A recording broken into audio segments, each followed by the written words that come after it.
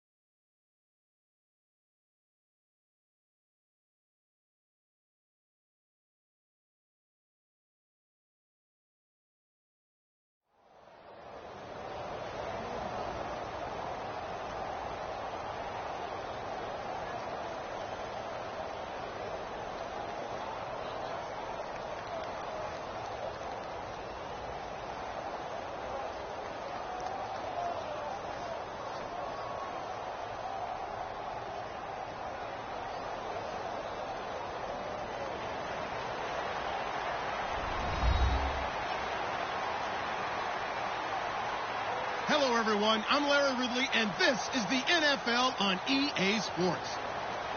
We've got a good one on tap today, and there's going to be two quarterbacks ready to get it done on the gridiron.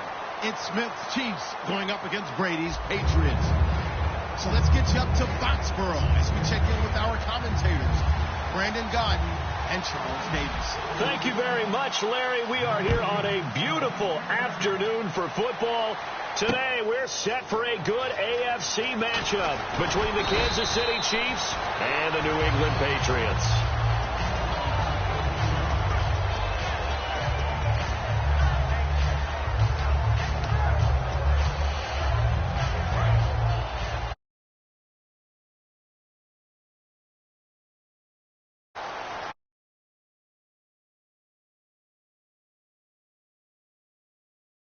First pass here is going to fall incomplete. Danny Amendola, the man he was trying to get it to. And it's second down. And we roll now on the offensive starters, and everybody always loves to talk about Gronk. And wouldn't a lot of teams love to redraft right now?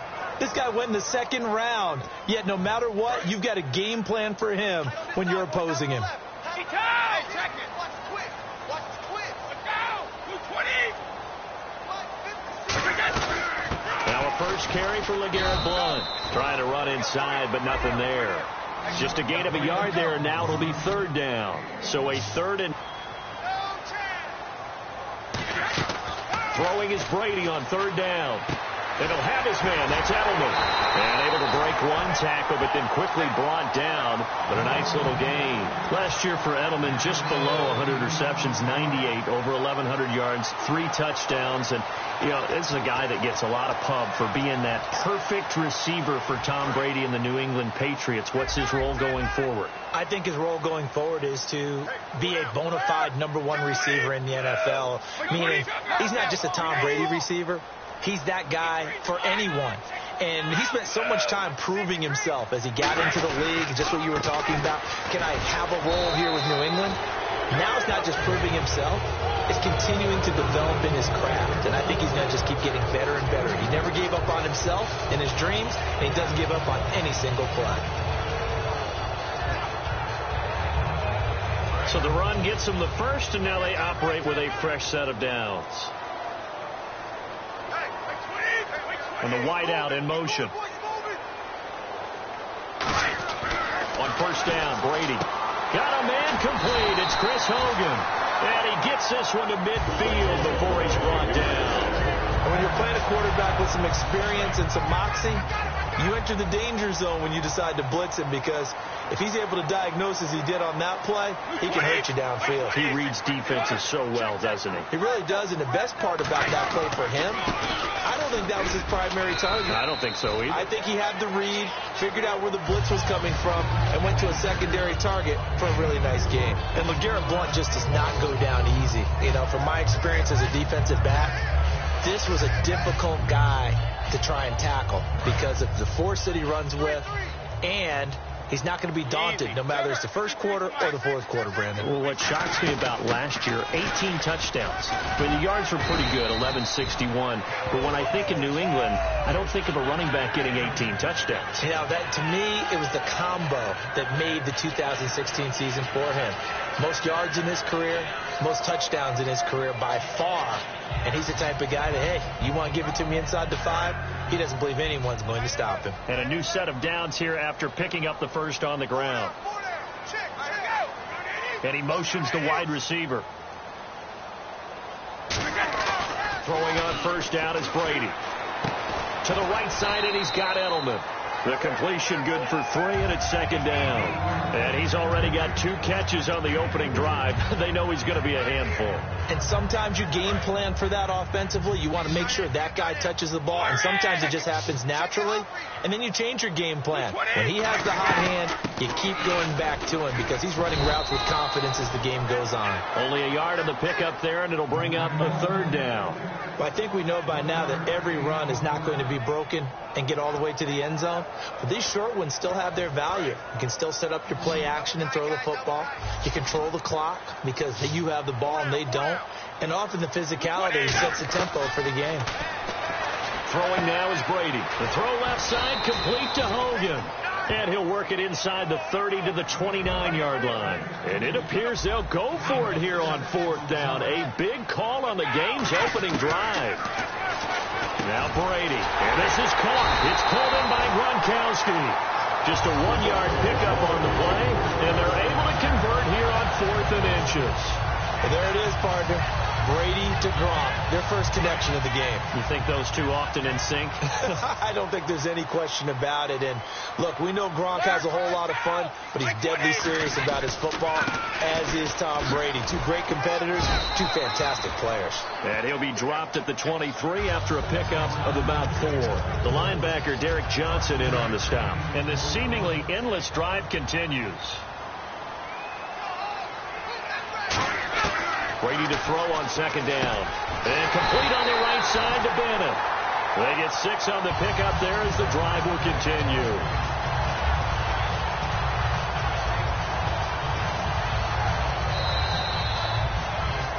Alongside Charles Davis, Brandon Gaudin, it's the Patriots in position.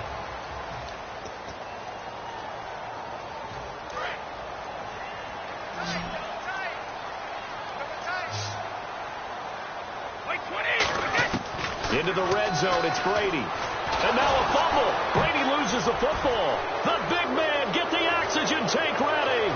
He's at the 40, the 20, 10. And he has brought this one back. A fumble recovery for a Chiefs touchdown. And give some kudos to the defensive coordinator, I think, here. They bring the blitz, they dial it up, and it turns into 6 points for them. It's so nice to hear you actually give kudos to the defense. It is so nice. You're such an offensive guy like that. I love it. He dialed things up, and boy, a big play resulted for his guys. Well, you like the credit to the defense there, right, my friend? Yeah, do I ever? And that'll carry over the back line of the end zone for a touchback.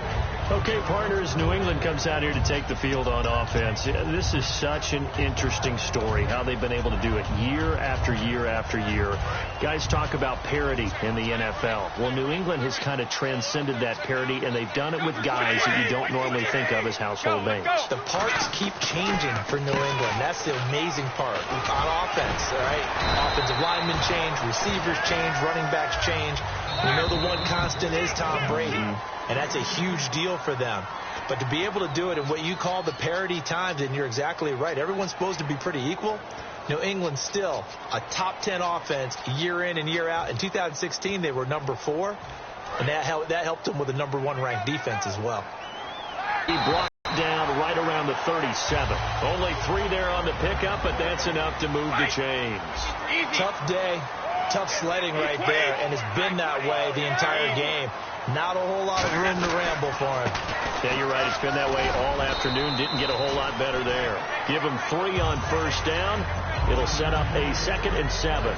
Some of the most unselfish players on any football team, defensive tackles, because we ask them to just eat up blocks and allow other people to make tackles. But when he can make a play himself, as we just saw there, that's a big day. Now he'll throw with Brady. Wide open, Julian Edelman. And he'll be taken down across the 50 at the 45 in enemy territory. The former 7th-round pick, Julian Edelman, just continues to have such a productive career. And has made himself into a receiver. Remember, he was a college quarterback, and not just a productive one, a very good one. At Kent State, right? Yes, a great leader, a guy who could make plays with his feet and his arm. Got to the NFL and had to convert into being a receiver and was drafted that way. And that conversion, oh boy, it's been good. To throw is Brady. Looking middle, it's caught by Gronkowski. Gronkowski may have had to miss the Super Bowl with the injury, but he was active in that parade, and now he's back on the field. And I'll tell you what, something you mentioned to me is that he was a big cheerleader for his teammates. Never hung his head through the injury, celebrated with him all the way through the title. We've seen superstars in the past, when their team does well without them, they're happy, but they recede into the background, right? They get out of the way because it does hurt them a little bit. They do have pride. They want to feel like, hey, without me, they may take a little bit of a step back. But with Gronk, you never saw that. You saw him with him every step of the way, cheering his team on, happy for their success. They went 11-0 without him in 2016. But I know this, they don't want to try it again. No, they want the big fella back. That catch good for 5. It's 3rd down. Well, the strategy was evident there. Get it to your tight end and make it a one-on-one play with a cornerback. Who's usually going to win that one? The tight end, but not there. Not in this situation. How about the corner defeating that logic and making a really nice tackle? Now a carry for the shifty Dion Lewis. And he will have the first down before he's tackled at the 12. On 3rd down, that's a good job of situational football and understanding where the first down marker was and getting there. Brady now on 1st down. Screen pass to Blunt. And he's in. Touchdown, Patriots. LeGarrette Blunt, an 11-yard touchdown. And the Patriots are within an extra point of tying this one up. There are several elements to a well-executed screen pass. This one resulted in a touchdown. It had all of those elements. Yeah, you're so right, because you really need the rush to almost get to the quarterback, almost get to the passer. Then you've got to get the ball thrown perfectly, whether it's to the running back, the wide receiver, wherever the screen guy is. And, of course, the blocking has to form in front to get him downfield for the touchdown. Tyreek Hill on the return. And a good return as he'll be stopped just shy of the 30-yard line.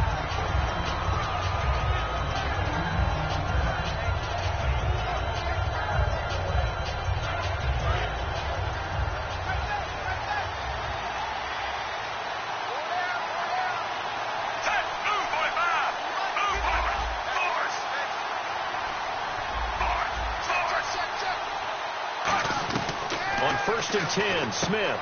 And he fires one that's intercepted. Picked off by Logan Ryan. And he takes this one back into the end zone. And the Patriot defense has a touchdown. Now, that was a beautiful play. A pick 6. How would you punctuate something like that, partner? What do you mean, with an exclamation mark? Exclamation mark, a big word. What would you do with it? Ampersand? I like it. And he's got it. It's now a 14-7 ball game. So they'll get another shot on offense following that pick 6. And now the kick is away. This is taken at the 3. And not a bad return. Here he gets it out to the 25-yard line. And the 2-minute warning lurking. This will probably be the last play before we hit it. Yeah, they want to get themselves in position to score in this last shot before the clock hits. Fresh off the pick 6, it's Smith. It's complete to Chris Conley. There he goes, right side. And all the way in for a Kansas City touchdown. Chris Conley, 74 yards. And the Chiefs are an extra point away from tying up this football game. And we've got a good one brewing. We're all knotted up at 14. So a tie ball game here as the kick's away. And they will not get a chance to return this one as it's through the end zone for a touchback. Here come the Patriots again on offense, the Super Bowl champions. And, boy, they have been able to do it a lot of times, Charles, with unsung heroes, haven't they? Look at the names that led them through the playoffs. Hogan, White, Lewis, guys you just wouldn't think of. Yeah, Dion Lewis, a 5th-round pick, 3 touchdowns against Houston in the divisional round. Chris Hogan, undrafted. He ends up having 180 yards in receptions, including 5 plays of 20 yards or more against the Pittsburgh Steelers. And how about James White, a 4th-round pick out of Wisconsin? Think about who he played behind while he was at Wisconsin, and he turns out to be the unsung hero of the Super Bowl. Would have been the MVP if it wasn't for Tom Brady. And you mentioned James White at Wisconsin. He was behind who? Melvin Gordon and Monte Ball, right? That's correct. Oh, well, you mind if we go off topic for a second? No, let's go. I like to do that randomly. AFC playoff contenders for this year that didn't make it last season. Who do you have that might get in? Well, I think Cincinnati's got to be considered there. Maybe they'd have an offseason that's calm, and they go into this season and try and get back to the playoffs where they've been perennials. How about Denver? LeGarrette Blunt, 20. And he's going to be marked down deep into Kansas City territory. A big play there on the catch and run. 69 yards. So after that big play, let's see if they can catch their defense maybe on their heels. Working from the gun, it's Brady. This will be caught at about the 5. Only 2 yards on the completion at second down. Got to give credit where it's due. Really nice defense on that play. The pitch and catch was successful, but not any run after it. And he'll get him a bit closer as he's down to the 2-yard line. And give him 2 yards officially, and now it'll be 3rd and goal. And quickly, they get to the line. Brady looking to throw on 3rd and 2. And this is going to be incomplete. The new acquisition, Martellus Bennett, the intended target. And that brings up 4th down. Now hold everything here. We're going to get a timeout by the offense. It's just their first, so they'll have 2 remaining here before we get to halftime. They come out here in the I. Here's the battering ram, Blunt. And he gets halfway there, down to the 1-yard line. Blunt turned away on 4th and goal. And the ball's going to be going back to the Chiefs. And now here comes Kansas City. And last time the formula was pretty simple. 1-play drive, long pass. Maybe they just want to do that again, right? And that's exactly how you want to draw things up. What love is not having a letdown. It was fairly easy last time. They can't expect that going forward. And he's not going to get away. The rush was too strong, and this is going to wind up a safety. Yeah, this is good. I'm not going to even sugarcoat this one. I did not care at all for that play call. Well, there's just so little time. You don't have much time to do anything. Why not, Charles, just run the football, take it into the locker room? As you know, there are more bad things than good that can happen when you're backed up this deep with this little time. And sure enough, this is a late safety. Now the Patriots offense, they work their way back out onto the field. And we'll see how this is played. Offensively, they've got the lead. Not a whole lot of time left. What do you think, Charles? Well, it's tempting to try and add to your lead, but a mistake there, that could change things in a big way. I say go ahead, take the knee, get on out for the half. The throw left side, complete to Hogan. 7 yards, the pickup on the pitch and catch. 3 yards to go here on 2nd down.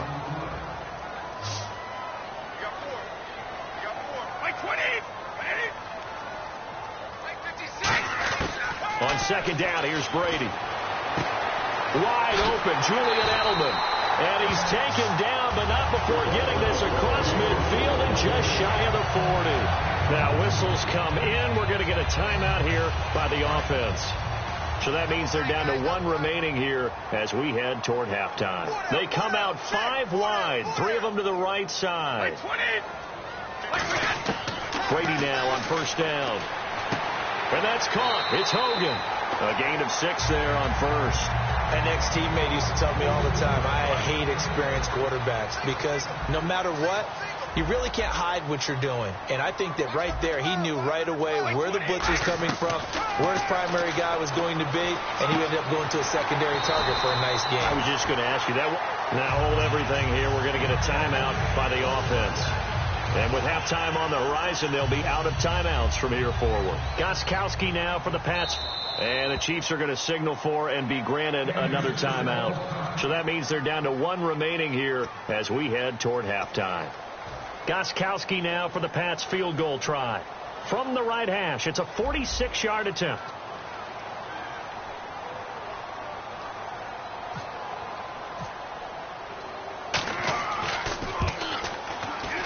And this one is going to just tuck into the bottom left corner as he gets it to go. And that will push the lead up to 5. Maybe an anxious moment or two when the ball was on its way, but he does find a way to curl it in. Oh, yeah. That one definitely hugged the left upright, but he got it to go. And now here comes Kansas City. And from this spot in the field with the clock where it's at, you think we're just going to see a knee and that's it? And I think in this situation, that's the proper play. But we do know there's some risk takers out there that may want to take one more shot before the clock runs out. And as is to be expected, this is nowhere near being good from that distance. Time for a break. We've hit halftime. 2 quarters down. 2 still remain. We step aside. This is the NFL on EA Sports.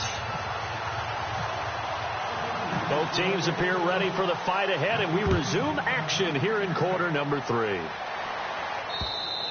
And this will not be returnable. It's out of the back of the end zone for a touchback. Here comes the Chiefs offensive unit as they'll have it to begin quarter number 3. They're down here, but very much in this game. What's the tonality of a coach's talk when a game is within striking distance like this at intermission? Typically, what they're doing is emphasizing the things that went well in the first half and wanting more of that. Sure, you've got to go over some of the errors and clean up some things because there's a reason you're down. But overall, I think they want to stay positive, stay up with this team. We're just starting the second half, and we've got the football. Let's go ahead and punch it in, and then we'll take it from there. See how that recipe works. The reception good for 7. It's third down. And they're going to speed things up here.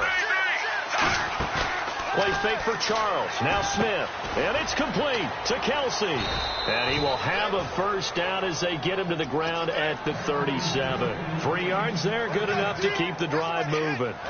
Would it be safe to say that as precise as routes are supposed to be run in the NFL, maybe they're not quite as precise in college ball? That's accurate, yeah. And I think we saw a college route in the NFL there. Just find the soft spot, find the dead zone, and find the first down. And that's what he just did. He's going to flip that out to the flat. It's complete. Call it a gain of 3. And that'll make it a second down. Everyone's got to be able to catch the football. Doesn't matter what position you play. But if you're on offense, be aware a ball may come your way. Second down now after the pass completion.